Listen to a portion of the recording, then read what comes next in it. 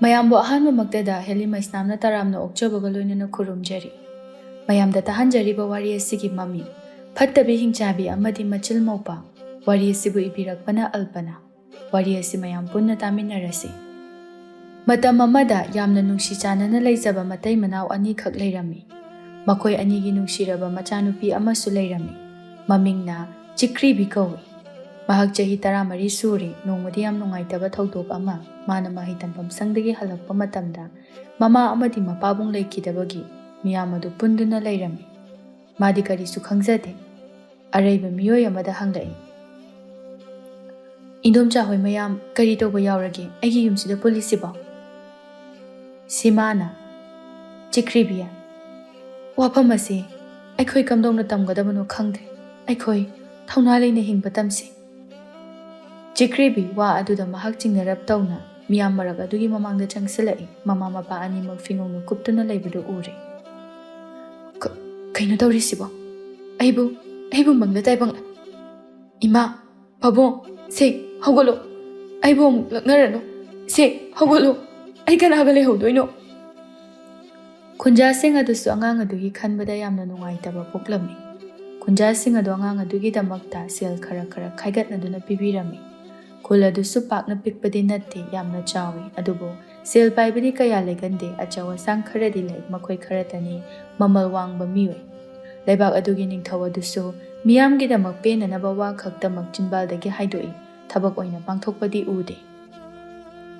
Handak anawba ningthaw ama silakpasida khunjasing adu wanaribani ningthaw adugi machanupa adumadi khara muk phai. Migi mateng khara pangjai ningthaw adusu pakna nahadi oidre. Maso matam loirakadawrabanina magi punsi maningtamna hingliba haibaduni.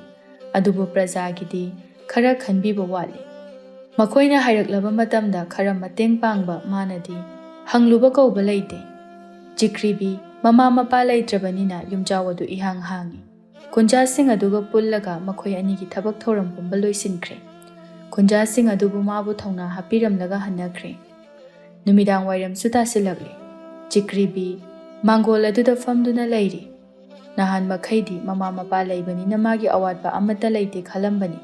Magi makhada manaw nupi amadi manaw nupa amata laitrabasu yare mama mapa lairabanina awatba lairaroi khanjarubani. Adubu ngasidi makhoi anina chakrabada mahak yamna waba haibadu oiri. Matam amada Chikribina mamana anisuba macha mirolingaida Chikribina mapu mahaki mafamda angang adu pokhandananaba mana thawni jarami maramdi magi wakhaldi aranba amada chatkre magi makhada ama lairabadi mabu nungshiba hanthakrani haiduna mahakna khalammi. Magi atopa marupsingna mamaga saunabadu ubada masu khalakpani.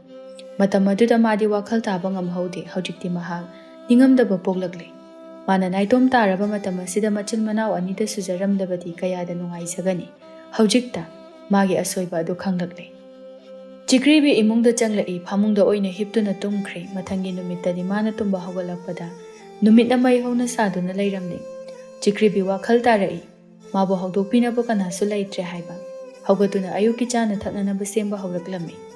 Naitom hingbagi awabado ngasidi mahak wakhal tare chak adu thongba hawrakle. Thum thake tawbaga lairamdaba aduda laiba thoraklami. Lambida machi manaw ani khakkonaduna achapo chaminaduna chakhibado urami. Makhoi anidu ubada madi yamna kalakjarami. Siza kadai chatluino? Imana muro khara lairujona lakpani nangdi kai chattoino? Aisu thum legena lakpani. Malim sidi yam chawramina udaba kuire. Nangna yumdagi mapan sunghen suhende kamaino udoino? Piklingaidadi ko lam henbada aiga khatnabada sigadawrabani. Nangsu uramgani imaga khatnabawo maga bulawnabo. Haujikta chawrakpadagi ingtharakpai wani. Chikribi ngasidi yamna ningamdaba poklakli. Phari nungsinana lamino ko siza adudi ai amuk chatlukhigi. Hoi Chikribi nang wakhal sondaganu ko thawna layo aikhoi mayam lairi. Hoi siza. Chikribi du chatkre thum laiba loiraga mayumda halai. Mana sum halakpada lambida miyoy amana magi matungda inarakpagum tawrami. Amuk tungda onthoi kanamtadi ude. Ayuksidabu kanana inarakkadoinoda. Chikribi mayumda yaure ayukki chak adu loire haibabu chabadi talle. Amu magi kada changlakuna fammi. Hey sir, aina tawjakiba thabak khudingmak lale haiba khang. Aina piklingai angang oibana khantharudana haikiba ngakta. Hojikti aina itom hingbagi awabadu masak khang. Ai yang wari. Nahakna chanbiduna amuktadi aiga laiminanaba miyoy amata thabiro. Aina haijariba amukta tabiyo. Numit chupa mahak magi kadagi hendi chaksu chade matamsu sum hojinki numidang tari. Mangol adudagi faklaushin bathorakpani. Singbai pamaduda kanano malotuna changkibadu urami. Maduda chikri biswai lawi pakhatpana loire. Imungdagi thamay malawthoklaga chayama puraga tapna changlaklam. Kanano sum naksilakpadadi lotliba mi adu marumdagi tapna thoraklami angang nupa macha ama oirami. Chahi mapan mukti suraba male setliba pijola dusu motli segairi. Abunga nangbu kanano karigi aigi yumda laibano. Angang adu kaisu khomde adum tumin leplami. Magi mataw aduda chikribi adum wakhal tare. Angang adugi kanamata leitraba male haiba. Lao imungda changase. Chikribi angang adugo imungda pushinbirai chak adu khara sahalaga puna chaminare. Loiraga kolik fengtokpa loiraga angang adugi manakta famlaga.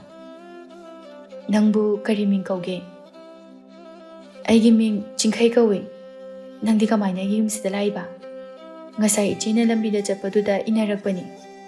Haima, nangi yumbu kadaidagino, nangi kanamata leitabra. Leite. Aidi nahamakai migi mayumda kolik khara pheng tawraga chak pijaraga thambani. Adubu ngasiti tanthokpiri. Ngasai ayuktagi chaksu amata chadri. Karamba imungno, aingonda hayo. Aigi yumasidagi kayam lapke. Ai makhoigi wari tamningde. Laifamsu taoi khara thape.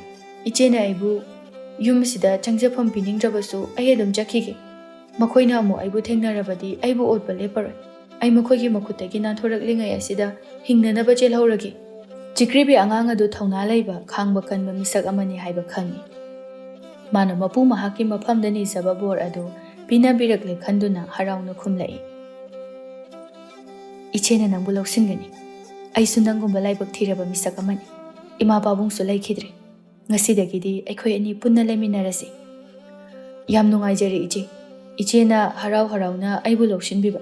Aisu ichegi mateng aina angamba makhaidi soidana pangani. Chikribi chingkhaibu magi kada tumhallami. Mana oina tharaga tummi. Mathangi numita chikribi magi khunja singna pibiba sel khara aduna. Chingkhaigi firol khara lebirami sel su khajikta ngaire. Ngasi phawba chikribi thabak subagi awaba kari su khangjarakte mama mapana su suhande. Lairaba oiraba su mabu yamna nungaina thambi adubu hojikti mahak madugi awaba adu khangba tarami. Aduna khul aduda thabak tawba yaba thiraklami. Chikribi migi mayumda thabak suba khara chatli. Sel paiba ngakta oibanina makhoi su matam kuina suhande. Khajik nongmagi phangjaba aduna chaba thakpagi konanaba silami. Ningthaugi konungda chatkadabusu nungaite chingkhai matomda yumda laihauba anakpada oina thirami. Tha amagi matungdagidi nongma yam thajadana isingi chawa mathoraklami. Madudagi khunjasing adu amangata yamna thoknare aduna sel painadabana makhoibu thabak suhannaba kanamta yarakte. Chikribigi mayum adusu khara adum phibam sokle madumadi mana laiba khara peklaga taisille. Numidangi matam adu tasilakle sel su khajikta ngaire. Ngasi cheng laithokrabadi hayengidi chananaba leiraroi. Chikribi matha sabana loire. Chingkhaiso magi manakta changlaktuna. Iche, hojikpo aikhoi kari tawse haibano. Iche itomda lairamadi kharata oirubasu konaramgadabani. Chingkhai, kaigino nangna dumaina khaliduba. Nang lairamdrabadi aise mangal amata uba phanglamlaroidabani. Hojikti kari no hingnanaba lambi amadi yengba taredana. Aikhoi anidi kainaba yaroi. Nangse aigi ipa oirabani. Aina nangidamak lepkani. Aigi punsise iche nangbu thengnarubadagi kayada ahongba laklabani. Mathangi mapoktadi nangbu aigi asingba iche oina amuk phangjage. Pharese wakhaldo yamna henjinasu khallano. Chingkhai khul asida aikhoina tawba yaba thabaksu amata phangdre. Aduna aikhoi atopa khul amada chatlasi. Kaidano iche aisu khangde mafam asida adum lairabadi oiraroi. Aduna hayengmak atopa khul amada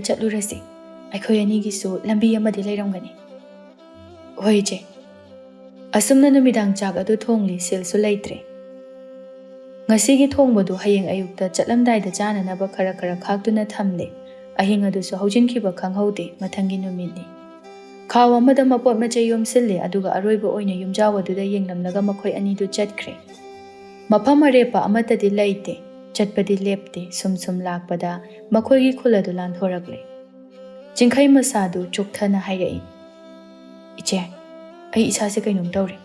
Chak yam lami. Chikrebi khajiktang lapna yum ama urami. Sida ngahakta leiramuko. Yum asida chaba yaba kari lege haina hanglake. Hoi che. Chikrebi do yum adu tamna chatkre. Yum asibu kana lege. Yum adu dagi mawa mathorai. Kana hangadaba nuibima. Sumdobani. Aigi upaga punna lakminabani. Mado masayamna chokthari. Chanbiduna chaba yaba kari leibage. Amata pibiyuba. Aikhoigisu yamna wana hingzaba imungni. Ngarangdagi ningthina chak charaktri. Nachananawgi mawongse yam nungaite. Tasengna aigidi karisu leitabani. Leiriba haibabu sem amakhakta lei. Masi oina paibikro. Yam nungaizari. Mawaduna sem adu lauthoraklaga piraklami. Chikribi amuk jingkhaigi manakta chelai. Aduga sem adu pirami. Jingkhai sem adu chaba haurai. Aram khawrang makhara kokre. Mache chikribigi makhut aduda ihang hangi. Madu ubada amuk hairai. Iche, nangi sem di kadaino. Aigidi ngasayna chathokre nang chatho. Chikribi jingkhaida mahak chare haina haizili jingkhaina mabuk lamba matawaduda yengba ngamdre. Amuk makhoi anidu chatpa haukre. Ayuktagi chelakpana nungthilgi mai hauna saba matamadu yausilagle. Makhoi ani adu wabana tatle. Iche, ai makhatana amuk chatpa ngamgadaba mandre. Khanause ikangkangi ising khawrangbuna ngawre. Jingkhai mafam asidagi turelsu yumsu amata ude. Adunane khajiktang chatkise. Aduga soidana phagani khali. Iche, ai ngamgadaba mandre. Khanause am kangi.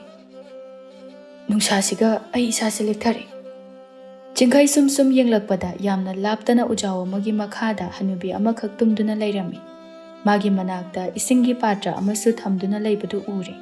Ising adugi arangba machu aduda mahak mamit adu leithokpa ngamdraduna chensilakladuna ising adu hekta thaktoklami. Magi mawong aduda chikribina saurapna hairai. Jingkhai, kaigino nangna migi isingdubu thakki khotke haidana nangna hekta thaiduba. Iche, ai ising khawrangbana henmankhibana phathaba ngamhaudre. Jingkhaina hanubi aduda hairami. Abogi isingse aina thaktokle. Isase sokthamanduna ai phathaba ngamhaudre. Aibu waraubiganuko. Jingkhaina hairiba kauribadu hanubidu taramde adum tumduna leirami. Chikribina amuk kauri madudasu hawgalakte. Adum nakhoktuna tumne. Iche, haudogumse nungaina tumjarasanu akhoi chatlase. Aduna pharani. Makhoi anidu hek chatkibaga hanubi adu mamit phat pangthorai aduga hingchabi ama olaklami. Apangbu singside. Haujikti nachindanau kaina hanba taredana. Makhoi anidu sum chatlingaida jingkhai khanghaudana makhanawadu hakachabagum tawraklami. Lokhuba haurai mamaya do ngangsang ngangi. Madude chikribi pakhatpana loire. Khudak adu maktada jingkhai adu yamna phazaraba yaw macha amakhak olaklami. Matawaduda hingchabi aduna.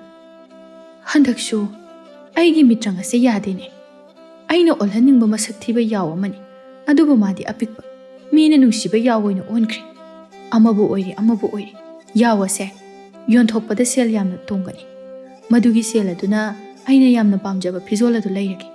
Madu setlabadi aina sangsara sida. Khwaidagi masak mataw phazabi hingchabi haibadu oirani. Nongma hekta tanja yenglaga yaw ase. Aina lauragi. Aduga yonthok mache asisu olhansira yengba tare mawpa asidagi phanglakpa seladuna aigi firol leba konaroidaba oirabadi mache asisu olhalaga machin mawpa anima lengon minaraga chacharasanu hingchabido matomda noklami makhoi anigi mawong adu yengduna leirami somda chikribi mawpagi fibam aduda ngakna leire tawfamsu khangdre ichegi jingkhai karino aina tawdoisiba Jingkhai su tawfam khangdana yaw olabanina machebu koiduna chelami. Chikribi kaptuna leirami talak aduda leibak adugi Rajkumar adu sagol tonglaga laklami. Asuk yamna phazakhrabi ningthizakhrabi nupi amana leimaida famduna kapadu ubada ꯔꯥꯖꯀꯨꯃꯥꯔꯒꯤ ꯊꯃꯣꯏ ꯑꯗꯨ ꯌꯥꯝꯅ ꯁꯣꯛꯂꯝꯃꯤ꯫ ꯀꯅꯥꯅꯣꯅꯦ? ꯃꯁꯛꯅ ꯃꯁꯛ ꯐꯖꯔꯤꯕ ꯃꯥꯅ ꯀꯞꯂꯤꯕꯁꯤꯕꯨ ꯀꯔꯤꯒꯤꯅꯣ? ꯂꯝꯕꯤꯒ ꯀꯥꯎꯈ꯭ꯔꯕ ꯖꯥꯠꯂꯥ? ꯔꯥꯖꯀꯨꯃꯥꯔ ꯄꯤꯕ ꯃꯥꯒꯤ ꯃꯅꯥꯛꯇ ꯆꯪꯁꯤꯜꯂꯛꯇꯨꯅ ꯍꯥꯏꯔꯛꯏ, ꯅꯨꯄꯤ, ꯀꯔꯤ ꯇꯧꯔꯦ ꯅꯪꯅ ꯀꯞꯇꯨꯅ ꯂꯩꯔꯤꯕꯕꯣ? ꯍꯥꯏꯌꯨ, ꯑꯩꯅ ꯄꯥꯡꯕ ꯉꯝꯕ ꯃꯇꯦꯡ ꯑꯣꯏꯔꯕꯗꯤ ꯄꯥꯡꯖꯒꯦ꯫ ꯆꯤꯀ꯭ꯔꯤꯕꯤ ꯔꯥꯖꯀꯨꯃꯥꯔ ꯑꯗꯨꯗ ꯌꯦꯡꯈꯠꯂꯛꯏ꯫ ꯌꯦꯡꯉꯣ, ꯑꯩꯒꯤ ꯅꯥꯛꯇ ꯂꯩꯔꯤꯕ ꯌꯥꯎ ꯑꯁꯦ ꯑꯩꯒꯤ ꯏꯄ꯭ꯋꯥ ꯅꯨꯄꯥꯅꯤ꯫ ꯑꯩꯒꯤꯗꯤ ꯇꯥꯏꯕꯪꯄꯥꯜ ꯑꯁꯤꯗ ꯀꯅꯥꯁꯨ ꯂꯩꯇ꯭ꯔꯦ꯫ ꯃꯥꯒꯤ ꯑꯁꯥꯗꯅꯤ ꯑꯩꯅ ꯍꯤꯡꯂꯤꯕꯁꯦ꯫ ꯑꯗꯨꯕꯨ ꯉꯁꯤꯗꯤ ꯃꯥꯒꯤ ꯐꯤꯕꯝ ꯑꯁꯤ ꯀꯔꯤꯅꯣ ꯍꯥꯏꯕ ꯑꯩ ꯈꯪꯗ꯭ꯔꯦ꯫ ꯀꯔꯤꯅꯣꯅꯦ ꯅꯨꯄꯤ ꯅꯪꯅ ꯍꯥꯏꯔꯤꯁꯤꯕꯣ? ꯌꯥꯎ ꯑꯁꯤꯕꯨ ꯅꯪꯒꯤ ꯅꯨꯄꯥꯅꯤ ꯍꯥꯏꯔꯤꯁꯤꯕꯣ? ꯔꯥꯖꯀꯨꯃꯥꯔ ꯑꯗꯨ ꯉꯥꯏꯍꯥꯛꯇꯤ ꯃꯥꯒꯤ ꯋꯥꯈꯜꯗ ꯈꯜꯂꯝꯃꯤ꯫ ꯃꯥꯒꯤꯁꯦ ꯌꯥꯎ ꯑꯁꯤꯒ ꯀꯨꯏꯅ ꯂꯩꯃꯤꯟꯅꯔꯛꯄꯒꯤ ꯃꯄꯥ ꯑꯣꯏꯅ ꯈꯜꯂꯤꯕ ꯖꯥꯠꯂꯥ? ꯑꯗꯨꯒ ꯀꯔꯤꯒꯤ ꯑꯁꯨꯛ ꯀꯨꯏꯅ ꯂꯩꯃꯤꯟꯅꯔꯛꯂꯒ ꯉꯁꯤ ꯈꯛꯇ ꯀꯞꯂꯤꯕ?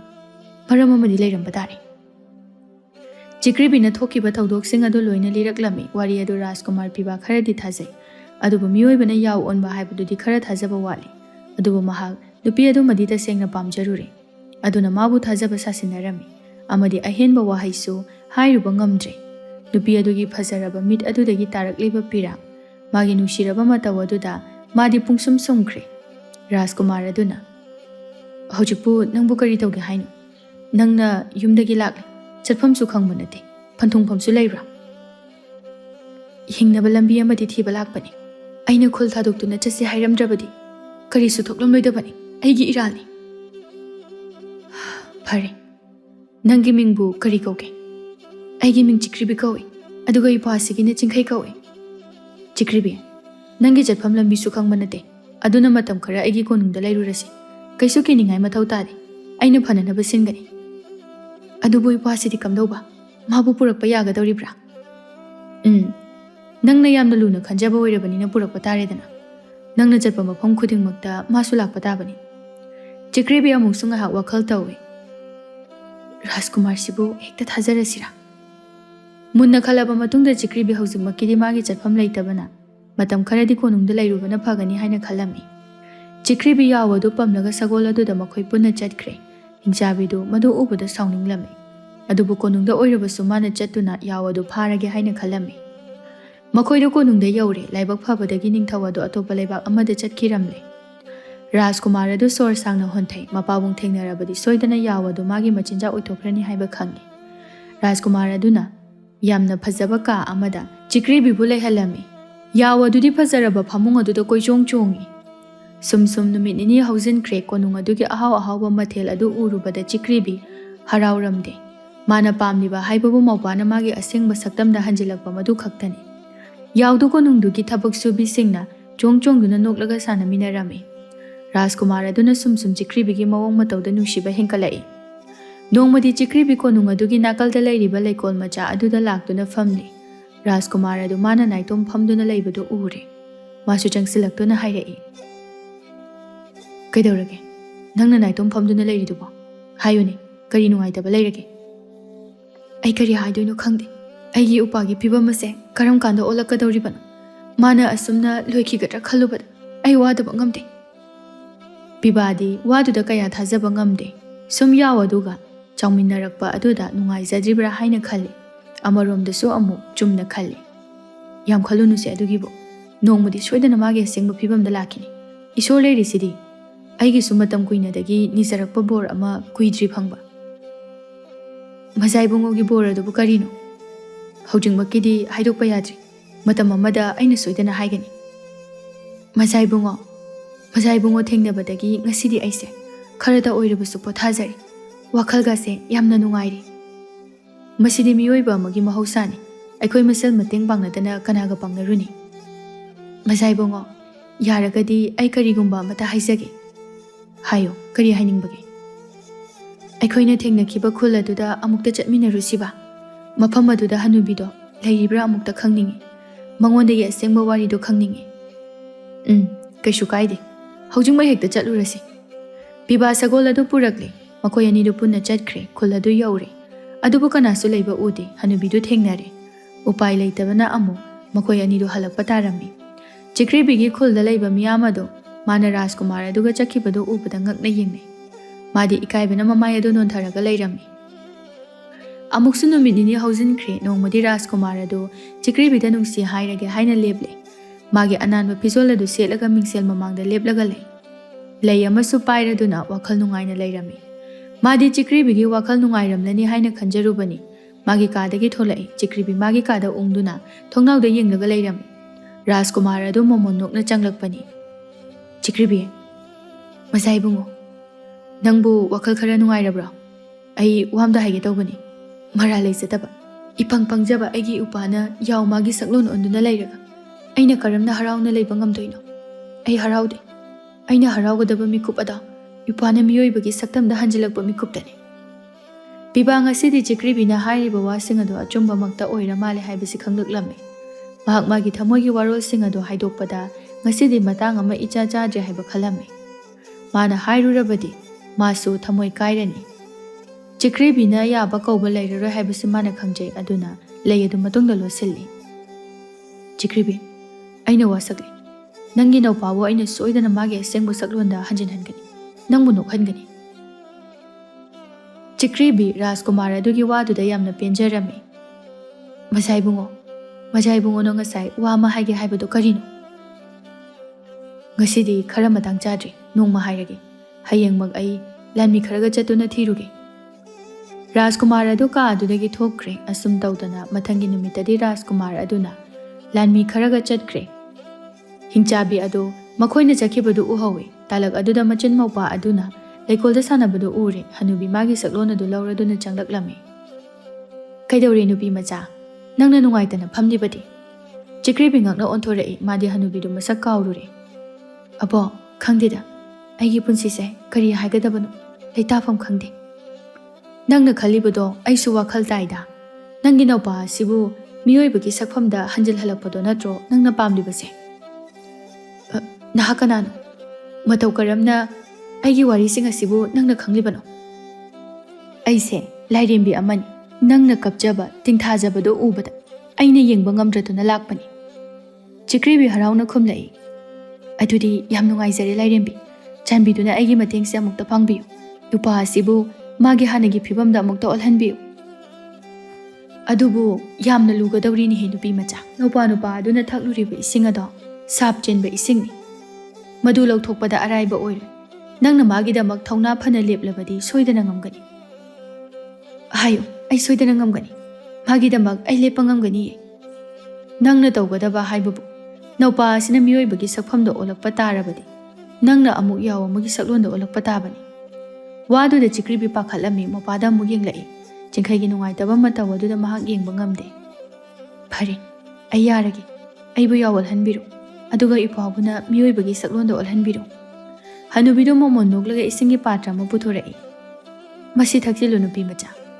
ꯆꯤꯀ꯭ꯔꯤꯕꯤ ꯏꯁꯤꯡ ꯑꯗꯨ ꯂꯧꯏ ꯊꯛꯀꯦ ꯇꯧꯕꯒ ꯃꯍꯥꯛ ꯍꯅꯨꯕꯤ ꯑꯗꯨꯒ ꯏꯁꯤꯡ ꯑꯗꯨꯒ ꯌꯦꯡꯕꯗ ꯅꯤꯡꯁꯤꯡꯂꯛꯂꯤ ꯍꯅꯨꯕꯤ ꯑꯗꯨꯅꯅꯤ ꯃꯥꯒꯤ ꯃꯧꯄꯥꯕꯨ ꯃꯁꯤꯒꯤ ꯐꯤꯕꯝꯗ ꯌꯧꯍꯟꯈꯤꯕꯗꯨ ꯅꯪ ꯀꯅꯥꯅꯣ ꯅꯪ ꯑꯩꯅ ꯃꯁꯛ ꯃꯨꯟꯅ ꯈꯪꯏ ꯅꯪꯅꯅꯦ ꯑꯩꯒꯤ ꯏꯄꯥꯕꯨ ꯃꯁꯤꯒꯤ ꯐꯤꯕꯝ ꯑꯁꯤꯗ ꯌꯧꯍꯟꯈꯤꯕ ꯅꯪꯒꯤ ꯑꯁꯦꯡꯕ ꯁꯛꯂꯣꯟ ꯑꯗꯨ ꯇꯥꯎ ꯅꯪꯅ ꯍꯥꯏꯕ ꯋꯥ ꯑꯃꯠꯇ ꯑꯩ ꯊꯥꯖꯗꯦ ꯍꯅꯨꯕꯤꯗꯨ ꯃꯥꯒꯤ ꯑꯁꯦꯡꯕ ꯍꯤꯡꯆꯥꯕꯤ ꯑꯃꯒꯤ ꯁꯛꯂꯣꯟ ꯑꯣꯟꯗꯨꯅ ꯍꯥꯏꯔꯛꯏ ꯅꯪꯅ ꯅꯧꯄꯥꯕꯨ ꯀꯟꯅꯤꯡꯂꯕꯗꯤ ꯏꯁꯤꯡ ꯑꯗꯨ ꯊꯛꯎ ꯅꯪꯒꯤ ꯋꯥ ꯑꯗꯨꯗ ꯑꯩꯅ ꯀꯔꯝꯅ ꯊꯥꯖꯒꯅꯤ ꯑꯩꯕꯨꯁꯨ ꯌꯥꯎ ꯑꯣꯜꯍꯜꯂꯒ ꯅꯪꯅ ꯁꯤꯖꯤꯟꯅꯒꯗꯕ ꯅꯠꯇ꯭ꯔꯥ ꯐꯔꯦ ꯑꯗꯨꯗꯤ ꯑꯩꯅ ꯍꯥꯏꯕ ꯋꯥꯁꯦ ꯊꯥꯖꯔꯣꯏꯗꯕ ꯑꯣꯏꯔꯕꯗꯤ ꯑꯩ ꯆꯠꯈ꯭ꯔꯒꯦ ꯊꯕꯛ ꯌꯥꯝꯅ ꯂꯩꯍꯧꯔꯤ ꯃꯇꯨꯡꯗꯗꯤ ꯑꯩꯈꯣꯏ ꯑꯃꯨꯛ ꯎꯅꯗꯕ ꯌꯥꯏ ꯑꯃꯨꯛꯇ ꯉꯥꯏꯕꯤꯈꯨꯑꯣ ꯑꯩ ꯌꯥꯖꯔꯒꯦ ꯑꯗꯨꯕꯨ ꯑꯩꯅ ꯏꯁꯤꯡ ꯑꯁꯦ ꯊꯛꯇ꯭ꯔꯤꯉꯩ ꯏꯄꯥꯕꯨ ꯍꯥꯟꯅ ꯃꯤꯑꯣꯏꯕꯒꯤ ꯁꯛꯂꯣꯟꯗ ꯑꯣꯜꯍꯟꯕꯤꯌꯨ ꯑꯗꯨ ꯑꯣꯏꯔꯕꯗꯤ ꯑꯩ ꯁꯣꯏꯗꯅ ꯊꯛꯆꯒꯦ ꯃꯁꯤꯒꯤ ꯅꯨꯄꯤꯁꯤꯗꯤ ꯄꯪꯗꯦꯗꯅ ꯐꯔꯦ ꯑꯗꯨꯗꯤ ꯍꯤꯡꯆꯥꯕꯤꯗꯨꯅ ꯁꯦꯝ ꯐꯖꯕ ꯑꯃ ꯃꯈꯨꯠꯇ ꯊꯣꯛꯍꯜꯂꯛꯏ ꯈꯔ ꯊꯥꯞꯅ ꯂꯪꯈꯤꯔꯝꯃꯤ ꯃꯗꯨꯗꯒꯤ ꯌꯥꯎ ꯑꯗꯨ ꯁꯦꯝ ꯑꯗꯨ ꯈꯨꯟꯕ ꯆꯠꯈ꯭ꯔꯦ ꯆꯤꯀ꯭ꯔꯤꯕꯤꯅ ꯏꯁꯤꯡ ꯑꯗꯨ ꯊꯛꯂꯦ ꯑꯗꯨꯒ ꯌꯥꯎ ꯑꯣꯟꯈ꯭ꯔꯦ ꯑꯗꯨꯒ ꯍꯤꯡꯆꯥꯕꯤ ꯑꯗꯨꯅ ꯃꯥꯒꯤ ꯁꯛꯂꯣꯟ ꯂꯧꯔꯝꯃꯤ ꯍꯧꯖꯤꯛꯇꯤ ꯑꯩꯒꯤ ꯅꯤꯡꯕ ꯊꯨꯡꯂꯦ ꯑꯩꯅ ꯅꯤꯡꯊꯤꯕ ꯐꯤꯖꯣꯜ ꯁꯦꯠꯇꯨꯅ ꯔꯥꯖꯀꯨꯃꯥꯔ ꯑꯗꯨꯒ ꯂꯨꯍꯣꯡꯂꯒꯦ ꯑꯄꯪꯕꯤ ꯅꯨꯄꯤ ꯑꯁꯦ ꯔꯥꯖꯀꯨꯃꯥꯔ ꯑꯗꯨꯅ ꯃꯥꯕꯨ ꯀꯌꯥꯝ ꯅꯨꯡꯁꯤꯖꯩ ꯍꯥꯏꯕꯁꯨ ꯈꯪꯂꯝꯂꯣꯏ ꯇꯥꯂꯛ ꯑꯗꯨꯗ ꯆꯤꯡꯈꯩꯁꯨ ꯆꯦꯜꯂꯛꯏ ꯃꯆꯦ ꯆꯤꯀ꯭ꯔꯤꯕꯤ ꯌꯥꯎ ꯑꯣꯜꯂꯕꯁꯨ ꯃꯧꯄꯥꯒꯤ ꯐꯤꯕꯝ ꯑꯗꯨ ꯎꯕꯗ ꯍꯔꯥꯎꯖꯩ ꯆꯤꯡꯈꯩ ꯌꯥꯎ ꯑꯃꯗꯤ ꯃꯆꯦꯕꯨ ꯎꯕꯗ ꯉꯛꯏ ꯏꯆꯦ ꯍꯤꯡꯆꯥꯕꯤꯗꯨꯗꯤ ꯀꯗꯥꯏꯅꯣ ꯌꯥꯎ ꯑꯁꯤꯅ ꯀꯅꯥꯅꯣ ꯆꯤꯡꯈꯩ ꯌꯥꯎ ꯑꯁꯦ ꯍꯤꯡꯆꯥꯕꯤ ꯑꯗꯨꯅꯤ ꯑꯩꯅ ꯊꯛꯀꯗꯧꯔꯤꯕ ꯏꯁꯤꯡ ꯑꯗꯣ ꯑꯩꯅ ꯃꯉꯣꯟꯗ ꯑꯣꯏꯅ ꯅꯝꯗꯅ ꯏꯟꯁꯤꯜꯂꯒ ꯃꯌꯥꯗ ꯍꯩꯖꯤꯜꯂꯕꯅꯤ ꯑꯗꯨꯗꯒꯤ ꯃꯥꯅ ꯌꯥꯎ ꯑꯣꯟꯈ꯭ꯔꯦ ꯑꯗꯨꯒ ꯑꯩꯅ ꯑꯁꯦꯡꯕ ꯁꯛꯂꯣꯟꯗ ꯑꯣꯟꯈ꯭ꯔꯦ ꯐꯔꯦꯗ ꯑꯗꯨꯗꯤ ꯍꯤꯡꯆꯥꯕꯤ ꯉꯁꯤꯗꯒꯤꯗꯤ ꯅꯪ ꯑꯃꯨꯛ ꯍꯟꯅ ꯅꯅꯤꯡꯇꯝꯕ ꯐꯪꯂꯔꯣꯏ ꯆꯠꯂꯣ ꯆꯤꯡꯈꯩꯅ ꯌꯥꯎꯗꯨ ꯇꯥꯟꯈ꯭ꯔꯦ ꯃꯈꯣꯏ ꯑꯅꯤꯗꯨ ꯄꯨꯟꯅ ꯀꯣꯅꯨꯡꯒꯤ ꯃꯥꯏꯀꯩ ꯌꯧꯃꯤꯟꯅꯔꯛꯂꯦ ꯔꯥꯖꯀꯨꯃꯥꯔ ꯑꯗꯨꯁꯨ ꯂꯥꯟꯃꯤꯁꯤꯡꯒ ꯍꯟꯃꯤꯟꯅꯔꯛꯂꯕꯒꯤ ꯃꯇꯨꯡꯅꯤ ꯃꯈꯣꯏ ꯄꯨꯟꯅ ꯊꯦꯡꯅꯔꯦ ꯆꯤꯀ꯭ꯔꯤꯕꯤ ꯔꯥꯖꯀꯨꯃꯥꯔ ꯑꯗꯨ ꯎꯕꯗ ꯆꯦꯟꯁꯤꯜꯂꯦ ꯃꯖꯥꯏꯕꯨꯡꯉꯣ ꯌꯥꯝꯅ ꯅꯨꯡꯉꯥꯏꯕ ꯄꯥꯎ ꯍꯥꯏꯕꯗꯨꯅꯤ ꯍꯧꯖꯤꯛꯇꯤ ꯌꯦꯡꯉꯣ ꯑꯩꯒꯤ ꯎꯄꯥꯁꯦ ꯍꯥꯟꯅꯒꯤ ꯐꯤꯕꯝꯗ ꯍꯟꯖꯤꯜꯂꯛꯑꯦ ꯑꯗꯨꯗꯤ ꯌꯥꯝ ꯅꯨꯡꯉꯥꯏꯕ ꯄꯥꯎꯅꯤꯅ ꯍꯧꯖꯤꯛꯇꯤ ꯅꯪꯒꯤ ꯑꯅꯤꯡꯕ ꯊꯨꯡꯂꯦ ꯅꯪꯒꯤ ꯑꯋꯥꯕꯁꯨ ꯀꯣꯛꯈ꯭ꯔꯦ ꯑꯩꯒꯤ ꯅꯤꯡꯕ ꯊꯨꯡꯂꯦ ꯍꯥꯏꯕꯕꯨ ꯅꯨꯡꯉꯥꯏꯇꯕ ꯑꯃꯗꯤ ꯂꯩꯔꯤ ꯑꯩꯒꯤ ꯊꯃꯣꯏꯁꯤꯅ ꯃꯖꯥꯏꯕꯨꯡꯉꯣꯕꯨ ꯌꯥꯝꯅ ꯅꯨꯡꯁꯤꯖꯔꯨꯔꯤ ꯑꯩꯒꯤ ꯑꯋꯥꯕꯁꯤꯡꯗ ꯅꯍꯥꯛꯅ ꯃꯇꯦꯡ ꯄꯥꯡꯕꯤꯕ ꯑꯩꯒꯤ ꯏꯄꯥꯒꯤꯗꯃꯛꯇ ꯋꯥꯕꯤꯕ ꯑꯩꯅ ꯀꯔꯝꯅ ꯀꯥꯎꯒꯅꯤ ꯃꯖꯥꯏꯕꯨꯡꯉꯣꯒꯤ ꯑꯄꯥꯝꯕ ꯑꯃꯠꯇ ꯍꯥꯏꯌꯨ ꯑꯩꯅ ꯁꯣꯏꯗꯅ ꯃꯇꯦꯡ ꯇꯧꯖꯒꯦ ꯔꯥꯖꯀꯨꯃꯥꯔ ꯄꯤꯕ ꯆꯤꯀ꯭ꯔꯤꯕꯤꯅꯁꯨ ꯃꯥꯒꯤꯗꯃꯛꯇ ꯈꯟꯕꯤꯔꯝꯕ ꯃꯥꯕꯨ ꯅꯨꯡꯁꯤꯕꯤꯔꯝꯕ ꯑꯗꯨꯗ ꯃꯥꯗꯤ ꯍꯦꯟꯅ ꯍꯔꯥꯎꯖꯔꯝꯃꯤ ꯆꯤꯀ꯭ꯔꯤꯕꯤ ꯑꯩꯅ ꯅꯍꯥꯃꯈꯩ ꯍꯥꯏꯗꯣꯛꯇꯕꯅꯤ ꯑꯩꯅ ꯅꯪꯕꯨ ꯅꯨꯡꯁꯤꯔꯛꯄ ꯀꯨꯏꯔꯦ ꯅꯪꯉꯣꯟꯗ ꯅꯣꯡꯃꯗꯤ ꯐꯣꯡꯗꯣꯛꯀꯦ ꯈꯟꯖꯔꯛꯄ ꯀꯨꯏꯔꯕꯅꯤ ꯑꯗꯨꯕꯨ ꯅꯪꯒꯤ ꯅꯇꯧ ꯑꯗꯨꯗ ꯑꯩ ꯋꯥꯐꯝ ꯑꯁꯤ ꯍꯧꯗꯣꯛꯄ ꯉꯝꯗꯕꯅꯤ ꯉꯁꯤꯗꯤ ꯆꯤꯟꯕꯥꯜ ꯊꯣꯛꯅ ꯍꯥꯏꯔꯒꯦ ꯑꯩ ꯅꯪꯕꯨ ꯅꯨꯡꯁꯤ ꯆꯤꯀ꯭ꯔꯤꯕꯤ ꯑꯩꯈꯣꯏ ꯑꯅꯤ ꯂꯨꯍꯣꯡꯉꯁꯤ ꯆꯤꯀ꯭ꯔꯤꯕꯤ ꯔꯥꯖꯀꯨꯃꯥꯔ ꯑꯗꯨꯒꯤ ꯃꯈꯨꯠ ꯑꯗꯨꯗ ꯄꯥꯏꯔꯛꯂꯝꯃꯤ ꯑꯗꯨꯒ ꯅꯣꯛꯂꯛꯏ ꯃꯇꯧ ꯑꯗꯨꯗ ꯆꯤꯡꯈꯩ ꯍꯔꯥꯎꯏ ꯑꯗꯨꯕꯨ ꯑꯃꯔꯣꯝꯗꯗꯤ ꯑꯃꯨꯛꯁꯨ ꯃꯆꯦꯒꯤ ꯃꯑꯣꯡ ꯑꯗꯨ ꯆꯃꯝꯅꯍꯜꯂꯤ ꯅꯣꯡꯃꯇ ꯅꯨꯄꯥ ꯅꯍꯥꯒ ꯂꯣꯏꯅꯗꯕ ꯃꯈꯨꯠ ꯐꯥꯎꯕ ꯁꯣꯛꯅꯗꯕ ꯃꯥꯒꯤ ꯃꯑꯣꯡ ꯅꯨꯡꯁꯤꯔꯕ ꯃꯆꯦꯗꯤ ꯑꯗꯨꯝꯅ ꯏꯔꯥꯡ ꯂꯥꯡꯉꯣꯏ ꯍꯥꯏꯕ ꯃꯥ ꯈꯪꯏ ꯉꯥꯏꯍꯥꯛ ꯋꯥꯈꯜ ꯈꯜꯂꯤ ꯍꯣꯏꯗ ꯃꯁꯤꯗꯤ ꯃꯈꯣꯏ ꯄꯥꯈꯪ ꯂꯩꯁꯥꯕꯤꯒꯤ ꯅꯨꯡꯁꯤꯅꯖꯕꯅꯤ ꯂꯥꯟꯅ ꯈꯜꯂꯨꯕ ꯌꯥꯕ ꯅꯠꯇꯦ ꯑꯩꯒꯤꯁꯨ ꯃꯇꯝ ꯑꯃ ꯂꯥꯛꯈꯤꯗꯣꯏꯅꯤꯗ ꯏꯆꯦꯅ ꯍꯔꯥꯎꯕꯁꯤ ꯎꯔꯒ ꯑꯩꯒꯤ ꯄꯨꯛꯅꯤꯡ ꯑꯁꯦ ꯄꯨꯡꯄꯦꯟ ꯄꯦꯟꯖꯔꯤ ꯏꯆꯦꯒꯤ ꯂꯨꯍꯣꯡꯕꯗꯤ ꯌꯥꯝ ꯅꯨꯡꯉꯥꯏꯒꯗꯧꯔꯤ ꯑꯁꯨꯝꯅ ꯅꯨꯃꯤꯗꯥꯡ ꯑꯗꯨ ꯑꯍꯥꯎꯕ ꯃꯊꯦꯜ ꯃꯌꯥꯝ ꯑꯃ ꯁꯤꯜ ꯂꯥꯡꯂꯝꯃꯤ ꯔꯥꯖꯀꯨꯃꯥꯔ ꯆꯤꯀ꯭ꯔꯤꯕꯤ ꯑꯃꯗꯤ ꯆꯤꯡꯈꯩ ꯄꯨꯟꯅ ꯐꯝꯊꯗꯨꯅ ꯆꯥꯃꯤꯟꯅꯔꯝꯃꯤ ꯆꯤꯡꯈꯩ ꯃꯆꯦꯗ ꯆꯥꯛ ꯏꯟꯕꯤꯔꯛꯏ ꯑꯗꯨꯕꯨ ꯆꯤꯀ꯭ꯔꯤꯕꯤ ꯃꯈꯨꯠ ꯑꯗꯨ ꯀꯟꯊꯣꯔꯛꯏ ꯌꯥꯔꯦꯗ ꯅꯪ ꯑꯗꯨꯝ ꯆꯥꯔꯣ ꯆꯤꯡꯈꯩ ꯃꯆꯦꯒꯤ ꯃꯑꯣꯡ ꯑꯗꯨꯗ ꯉꯁꯤꯗꯤ ꯉꯛꯄ ꯐꯥꯎꯏ ꯑꯃꯗꯤ ꯔꯥꯖꯀꯨꯃꯥꯔ ꯑꯗꯨꯁꯨ ꯃꯇꯣꯝꯗ ꯈꯜꯂꯝꯃꯤ ꯑꯁꯨꯛ ꯀꯨꯏꯕꯁꯦ ꯃꯧꯄꯥꯕꯨ ꯎꯅꯤꯡꯕꯅ ꯂꯥꯡꯇꯛꯅꯔꯕ ꯃꯍꯥꯛꯅ ꯉꯁꯤ ꯃꯥꯒꯤ ꯅꯨꯡꯉꯥꯏꯔꯕ ꯅꯨꯃꯤꯠ ꯑꯁꯤꯗ ꯃꯥꯕꯨ ꯃꯤꯔꯥꯏꯔꯤꯕ ꯀꯔꯤꯒꯤꯅꯣ ꯆꯤꯡꯈꯩꯁꯨ ꯃꯆꯦꯒꯤ ꯃꯑꯣꯡ ꯑꯗꯨꯗ ꯅꯨꯡꯉꯥꯏꯇꯕ ꯆꯤꯡꯅꯕ ꯐꯥꯎꯏ ꯊꯃꯣꯏꯅꯗꯤ ꯈꯜꯂꯨꯗꯦ ꯆꯥꯛ ꯆꯥꯅꯕ ꯂꯣꯏꯔꯗꯨꯅ ꯃꯈꯣꯏꯁꯤꯡ ꯑꯗꯨ ꯃꯥꯒꯤ ꯀꯥꯗ ꯆꯪꯅꯈ꯭ꯔꯦ ꯁꯣꯝꯗ ꯆꯤꯀ꯭ꯔꯤꯕꯤꯗꯤ ꯌꯥꯎ ꯑꯣꯜꯂꯕꯅꯤꯅ ꯑꯍꯤꯡ ꯑꯗꯨꯗ ꯅꯨꯡꯁꯤꯠꯇꯨꯒ ꯏꯪꯕꯗ ꯅꯤꯛꯂꯝꯃꯤ ꯀꯣꯅꯨꯡꯗ ꯆꯪꯂꯛꯀꯦ ꯇꯧꯏ ꯑꯗꯨꯕꯨ ꯂꯥꯟꯃꯤꯁꯤꯡ ꯑꯗꯨꯅ ꯃꯥꯕꯨ ꯇꯥꯟꯊꯣꯛꯄꯤꯔꯝꯃꯤ ꯃꯔꯝꯗꯤ ꯍꯤꯡꯆꯥꯕꯤ ꯆꯤꯀ꯭ꯔꯤꯕꯤꯅ ꯌꯥꯎ ꯑꯗꯨꯕꯨ ꯆꯪꯍꯜꯂꯛꯇꯅꯕ ꯍꯥꯏꯗꯨꯅ ꯌꯥꯊꯪ ꯄꯤꯔꯝꯃꯤ ꯆꯤꯀ꯭ꯔꯤꯕꯤ ꯎꯄꯥꯏ ꯂꯩꯇꯅ ꯑꯗꯨꯝ ꯅꯥꯏꯇꯣꯝ ꯂꯩꯔꯝꯃꯤ ꯑꯩꯒꯤ ꯏꯔꯥꯜ ꯑꯁꯤꯕꯨ ꯀꯔꯤꯅꯣ ꯑꯩꯅ ꯀꯅꯥꯒꯤ ꯃꯐꯝꯗ ꯂꯥꯜꯂꯨꯕꯒꯤꯅꯣ ꯑꯁꯨꯛ ꯇꯝꯊꯤꯕ ꯄꯨꯟꯁꯤ ꯑꯁꯤꯕꯨ ꯑꯩꯉꯣꯟꯗ ꯄꯤꯅꯕꯤꯔꯤꯕꯁꯦ ꯍꯦ ꯏꯁꯣꯔ ꯑꯩꯒꯤ ꯑꯋꯥꯕꯁꯤ ꯑꯃꯨꯛꯇꯗꯤ ꯎꯕꯤꯌꯨꯕ ꯑꯩ ꯈꯥꯡꯕ ꯉꯝꯗ꯭ꯔꯤ ꯃꯊꯪꯒꯤ ꯅꯨꯃꯤꯠꯇꯅꯤ ꯆꯤꯀ꯭ꯔꯤꯕꯤ ꯑꯗꯨꯝ ꯀꯣꯅꯨꯡ ꯑꯗꯨꯗ ꯌꯦꯡꯗꯨꯅ ꯂꯩꯔꯝꯃꯤ ꯍꯤꯡꯆꯥꯕꯤ ꯆꯤꯀ꯭ꯔꯤꯕꯤꯗꯨ ꯔꯥꯖꯀꯨꯃꯥꯔ ꯑꯗꯨꯒꯤ ꯃꯅꯥꯛꯇ ꯂꯥꯛꯏ ꯃꯖꯥꯏꯕꯨꯡꯉꯣ ꯑꯩꯒꯤ ꯐꯤꯖꯣꯜ ꯐꯖꯕ ꯂꯩꯅꯅꯕ ꯁꯦꯜ ꯈꯔ ꯄꯤꯌꯨ ꯍꯣꯏ ꯅꯪꯒꯤ ꯑꯄꯥꯝꯕꯗꯣ ꯍꯦꯛꯇ ꯍꯥꯏꯌꯨ ꯆꯤꯡꯈꯩꯒꯤꯁꯨ ꯈꯔ ꯂꯩꯔꯛꯑꯣ ꯍꯧꯖꯤꯛꯇꯤ ꯃꯥꯁꯨ ꯃꯤꯑꯣꯏꯕꯒꯤ ꯐꯤꯕꯝꯗ ꯂꯥꯛꯂꯕꯅꯤ나 ꯃꯁꯥꯅ ꯑꯗꯨꯝ ꯂꯩꯖꯔꯅꯤꯗ ꯑꯩꯅ ꯑꯗꯨꯝ ꯁꯦꯟꯅꯕ ꯉꯝꯕ ꯅꯠꯇꯦ ꯄꯤꯕꯥ ꯆꯤꯀ꯭ꯔꯤꯕꯤꯒꯤ ꯃꯑꯣꯡ ꯑꯗꯨꯗ ꯁꯨꯝ ꯋꯥꯈꯜꯗꯨ ꯆꯃꯝꯅꯩ ꯐꯔꯦ ꯑꯗꯨꯗꯤ ꯑꯩꯒ ꯆꯠꯂꯨꯔꯁꯦ ꯄꯤꯕꯥ ꯃꯉꯣꯟꯗ ꯁꯦꯜꯗꯨ ꯄꯤꯔꯦ ꯑꯗꯨꯒ ꯃꯇꯣꯝꯇ ꯑꯣꯏꯅ ꯆꯦꯟꯗꯨꯅ ꯆꯠꯈꯤꯔꯝꯃꯤ ꯆꯤꯡꯈꯩ ꯃꯆꯦꯒꯤ ꯀꯥꯗ ꯌꯦꯡꯂꯨꯕꯗ ꯃꯥꯗꯤ ꯂꯩꯔꯝꯗ꯭ꯔꯦ ꯃꯆꯦꯒꯤ ꯑꯑꯣꯟꯕ ꯃꯇꯧ ꯑꯗꯨꯗ ꯌꯥꯝꯅ ꯊꯃꯣꯏ ꯁꯣꯛꯂꯝꯃꯤ ꯆꯤꯡꯈꯩ ꯀꯣꯅꯨꯡ ꯑꯗꯨꯗꯒꯤ ꯁꯨꯝ ꯂꯥꯛꯏ ꯃꯈꯣꯏꯒꯤ ꯍꯥꯟꯅꯒꯤ ꯑꯃꯟꯕ ꯌꯨꯝꯖꯥꯎ ꯑꯗꯨꯗ ꯂꯥꯛꯂꯝꯃꯤ ꯃꯥꯅ ꯌꯧꯁꯤꯜꯂꯛꯄꯗ ꯌꯥꯎ ꯑꯃꯈꯛ ꯃꯥꯡꯒꯣꯟꯗ ꯇꯨꯝꯗꯨꯅ ꯂꯩꯔꯝꯃꯤ ꯃꯗꯨ ꯎꯕꯗ ꯌꯥꯝꯅ ꯁꯥꯎꯅꯤꯡꯂꯝꯃꯤ ꯃꯁꯤꯒꯤ ꯍꯤꯡꯆꯥꯕꯤꯁꯦ ꯃꯥꯒꯤ ꯐꯠꯇꯕ ꯂꯝꯆꯠ ꯑꯁꯦ ꯍꯟꯕ ꯀꯧꯕ ꯂꯩꯇꯦ ꯌꯥꯎ ꯑꯣꯜꯂꯁꯤ ꯐꯥꯎꯕꯗ ꯑꯗꯨꯝ ꯁꯦꯟꯅꯗꯨꯅ ꯑꯩꯅ ꯆꯠꯄ ꯃꯥꯏꯀꯩꯗ ꯂꯥꯛꯑꯦꯕ ꯉꯁꯤꯗꯤ ꯈꯪꯅꯤꯗꯅ ꯅꯪ ꯆꯤꯡꯈꯩꯅ ꯅꯨꯡ ꯈꯔ ꯈꯨꯜꯂꯝꯃꯤ ꯑꯗꯨꯒ ꯂꯪꯉꯛꯏ ꯌꯥꯎ ꯑꯗꯨ ꯅꯨꯡ ꯑꯗꯨꯅ ꯄꯥꯜꯂꯕꯅꯤꯅ ꯅꯥꯔꯗꯨꯅ ꯃꯍꯥꯛ ꯆꯦꯟꯈꯤꯔꯝꯃꯤ ꯆꯤꯡꯈꯩ ꯌꯨꯝ ꯑꯗꯨ ꯋꯥꯏ ꯁꯤꯠꯇꯣꯛꯂꯒ ꯅꯥꯟꯅ ꯊꯝꯕꯤꯔꯝꯃꯤ ꯑꯗꯨꯒ ꯑꯃꯨꯛ ꯀꯣꯅꯨꯡꯗ ꯍꯜꯂꯛꯏ ꯃꯆꯦ ꯆꯤꯀ꯭ꯔꯤꯕꯤ ꯐꯤꯖꯣꯜ ꯑꯅꯥꯟꯕ ꯑꯃ ꯁꯦꯠꯂꯒ ꯃꯣꯟꯗꯥ ꯅꯨꯡꯉꯥꯏꯅ ꯂꯩꯔꯝꯃꯤ ꯏꯆꯦ ꯉꯁꯤꯗꯤ ꯅꯪꯁꯦ ꯌꯥꯝ ꯐꯖꯩ ꯑꯁꯦꯡꯕꯩꯔꯅꯦ ꯑꯁꯦꯡꯕꯩꯅꯤ ꯌꯥꯝ ꯐꯖꯩ ꯑꯗꯣ ꯏꯆꯦ ꯍꯌꯦꯡ ꯑꯩꯈꯣꯏ ꯌꯨꯝꯗ ꯍꯜꯂꯨꯁꯤꯔꯥ ꯐꯤꯔꯣꯜ ꯈꯔ ꯂꯧꯔꯛꯁꯤ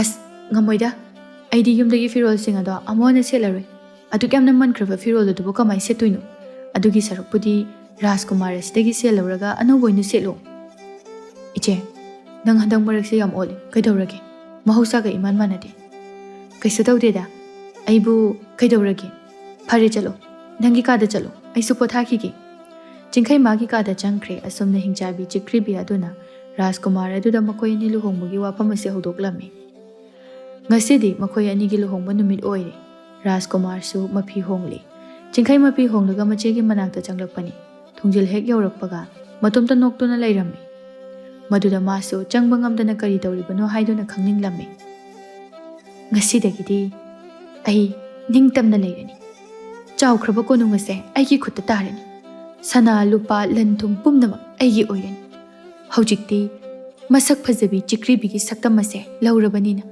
ꯑꯩꯁꯦ ꯈ꯭ꯋꯥꯏꯗꯒꯤ ꯐꯖꯕꯤ ꯅꯨꯄꯤ ꯍꯥꯏꯕꯗꯨ ꯑꯣꯏꯔꯦ꯫ ꯃꯧꯄꯥ ꯅꯨꯄꯥ ꯑꯁꯦ ꯈꯔ ꯂꯩꯔꯕꯗꯤ ꯑꯩꯅ ꯌꯥꯎ ꯑꯣꯜꯍꯜꯂꯒꯦ꯫ ꯑꯗꯨꯒ ꯃꯆꯦꯒ ꯄꯨꯟꯅ ꯌꯣꯟꯊꯣꯛꯂꯒ ꯑꯩꯅ ꯔꯥꯖꯀꯨꯃꯥꯔ ꯑꯁꯤꯒ ꯅꯨꯡꯉꯥꯏꯅ ꯂꯩꯔꯒꯦ꯫ ꯍꯤꯡꯆꯥꯕꯤꯗꯨ ꯅꯣꯛꯂꯝꯃꯤ꯫ ꯆꯤꯡꯈꯩꯁꯨ ꯋꯥꯗꯨ ꯇꯥꯕꯗ ꯄꯥꯈꯠꯂꯗꯨꯅ ꯌꯥꯎ ꯑꯣꯟꯈ꯭ꯔꯕ ꯃꯆꯦꯕꯨ ꯊꯤꯗꯨꯅ ꯆꯦꯟꯊꯣꯛꯈꯤꯔꯝꯃꯤ꯫ ꯆꯤꯡꯈꯩ ꯃꯌꯨꯝꯗ ꯆꯦꯜꯂꯛꯏ꯫ ꯑꯗꯨꯕꯨ ꯉꯁꯤꯗꯤ ꯌꯥꯎ ꯑꯗꯨ ꯂꯩꯔꯝꯗ꯭ꯔꯦ꯫ ꯂꯝꯕꯤꯗ ꯌꯦꯡꯗꯨꯅ ꯆꯦꯜꯂꯛꯂꯝꯃꯤ꯫ ꯌꯨꯝ ꯑꯃꯗ ꯈꯔ ꯌꯥꯝꯅ ꯂꯥꯞꯇꯛꯅ ꯑꯉꯥꯡ ꯈꯔꯅ ꯌꯥꯎ ꯑꯃ ꯐꯥꯗꯨꯅ ꯁꯥꯟꯅꯕꯗꯨ ꯎꯔꯝꯃꯤ꯫ ꯃꯗꯨ ꯎꯕꯗ ꯆꯤꯡꯈꯩ ꯊꯨꯅ ꯆꯦꯟꯁꯤꯜꯂꯛꯏ꯫ ꯑꯗꯨꯒ ꯌꯥꯎ ꯑꯗꯨ ꯃꯨꯜꯂꯝꯃꯤ꯫ ꯃꯁꯦ ꯑꯩꯒꯤ ꯌꯥꯎꯅꯤ ꯈꯪꯕ꯭ꯔꯥ?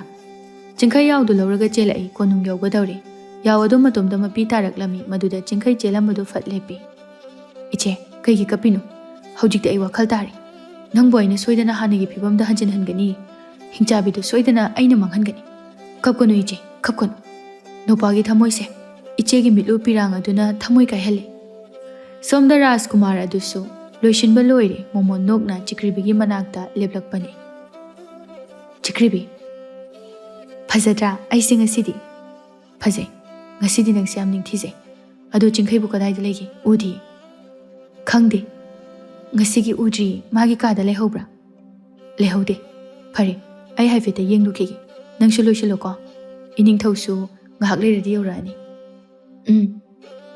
पिबा कादुदगी थोरकले कोनुंगी मपानदा थोरई चिंखै याव मगा पमदुना चेलकपदो उरमी मदुदा मासु चेंसिलई चिंखै कदाइ चलुरिबनो नंगबो आइनेदी नंगबो ngसाइदगी थिरुरी मसाइबुंगो वाफम से करमना तमलसिगे नहान मखै आइगी इचेनि हाइना खंजरिबा महक अदो आइगी असेंगबै इचे ओइरमद्रे हिंचाबिदो ओइरमले यावसे आइगी इचेनि हिंचाबिदुना ओलहनबनी हिंचाबि अदुना आइबुसु याव ओलहनदुना मंगहनबा थौरांग तौख्रे हिंचाबि मागुंबनसु असुक यामना सिंगबा सारदा ngasiदी खंगनिदना मा मखोइ पुन्ना चंगलई है हिंचाबि थोरौला हिंचाबि चिक्रिबि थोरई याव अदु उबुदु स्वाइ लावी लानमी सिंग अदुना माबु पुंकोइ कोइसिलमी मजाइबुंगो करिनो तौबिरिबसुबो अखोइ अनिगी लुहोंबो नुमित असिदा लानमी मयाम असिगा हिंचाबि नंगनसु राजकुमार आइबु सिंगनबा सारिने अदुगा आइगी चिक्रिबुबुसु नंगना मंगहनबा होनबा करिनो राजकुमार नंगना हारिदुबो आइसे चिक्रिबिनी हिंचाबि आइगी चिक्रिबिबु हानगी फिबमदो ओलहलो नत्रबदि खुदक असिदा नंगबु हाटकनी लानमी सिंग अदुना थांगसांग सिंग अदु सतोकनरकलामी मदुदगी हिंचाबि अदु चेनफम लैत्रे मागे असेंगबा सक्तमदो ओलक्तुना अमदि चिक्रिबिबु हानगी फिबमदो ओलहलमी हिंचाबि ngasiगidi नंगबु ngakpirabani matungda amuk aibu singnaraklabadi aibu फते हाइगनो नंगबु हाटकनी आइसु नखोइ मियोइबगुमना निंगतम सेनिंगबदा सेट तौदुना लैनिंगी आइना सेनिंगबा फिजोल सेटबा फंगदना वाना हिंगबदो नुंगाइरमगनी हाइना खनब्रा पिबाना हिंचाबिदु यामना मक फतबदि नते हाइबा खंगी माबु सेल पिदुना थादोकलमी हिंचाबिदुसु हराउना मतुंगदा अमु हन्ना तौजररोइ हाइरमलगा चटख्रे चिंखै मचेदा कोनसिलाई इचे आइना खंगदुना नंगोंदा चैना कया अमा पीख्रे नोपाबु ngakpiu ko iche karigi ngakpidani nangdi agi amata ngairaba ipwani इचे अदुदि लाओ लुहोंबगी फिजोल होंदोरसे मी लाकपना हालनी चिक्रिबि मागी कादा चंख्रे राजकुमार पिबासु ngasiदी हेने हेने हराउजे ngayaki matungda miyamsu lakle ningthौसु यौरकले पाबोंग पिबा पाबोंग ngarang लाके तौबुदु याद्रे ngasi खरा थेंख्रे साउनुको साउदेदा पाबोंग मीसु यामे हौननबा तौरसिदना इमौदो मसक येंगनिंग इचाना सुक्यामना खोइदाजरिबि इमौदो कमदौबो जानो मपा आइबु अमुक काउखिदना पाबोंगसिदि फजबै वादी साथिना फजग्रजानि अस वारी याम सांगिदा याम वाना नुसि पन्थुंग यौरिनि निंगथौ अदुना नोकलगा हाइरिसिबु नंगबु नुंसि लमजेलगा याउरुरब्रो अस पाबोंगसिदि तालक अदुदा चिक्रिबि थोरकलमे मदु उबदा राजकुमार अदुदि उजाउगुमना अदुम लेपलगा येंगदुना लैरम्मी मतौ अदुदा मियाम अदु नोकमी लैरम्मी निंगथौ अदुना मचानुपागी मखुत्ता सिगलकलमी मदुदगी राजकुमार अदु वखल तारकले असुम तौदना मखोइ अनिदु नुंसि पन्थुंग यौख्रे चिंखैसु नुंगाइना मचेगी मनाक्ता लैख्रे हिंचाबिदु अमुक हन्ना मखोइदा येतके हाइना खनखिद्रे ꯃꯥꯅ ꯄꯥꯝꯖꯕ ꯐꯤꯖꯣꯜ ꯁꯦꯠ ꯁꯦꯠꯇꯨꯅ ꯅꯨꯡꯉꯥꯏꯅ ꯍꯤꯡꯈꯤꯔꯝꯃꯤ꯫